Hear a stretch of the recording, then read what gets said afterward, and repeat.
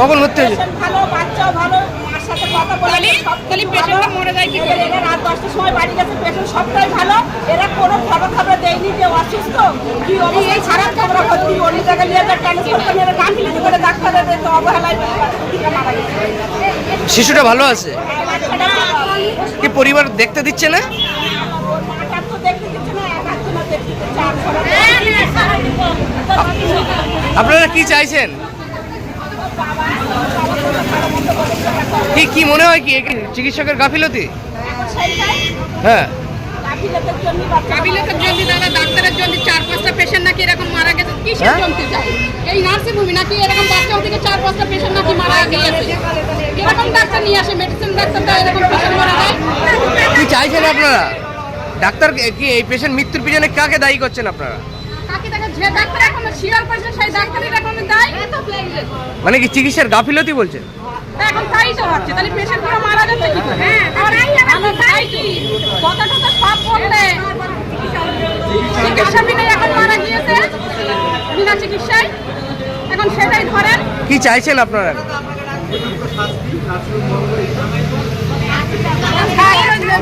শাস্তি চাই, কি হবে এখন, কি হবে? কি নাম আপনার? আমার নাম জমিলা। আপনি ওনার আত্মীয়?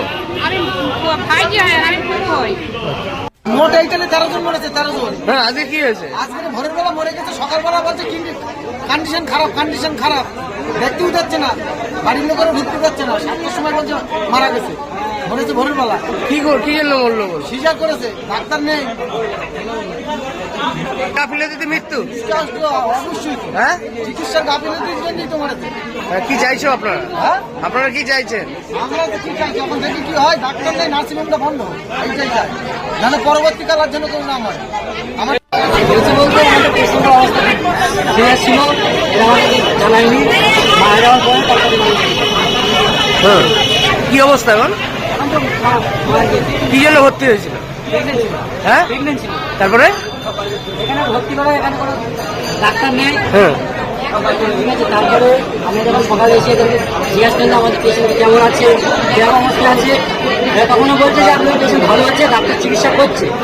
আমরা জিজ্ঞেস করলাম যে আমরা ভেতরে যাবো, দেখবো কেমন আছে, আমাদেরকে বলতে পারি। তারপরে? ডাক্তার এখন কি জানতে পারলেন? মারা গেছে গাফিলতিতে?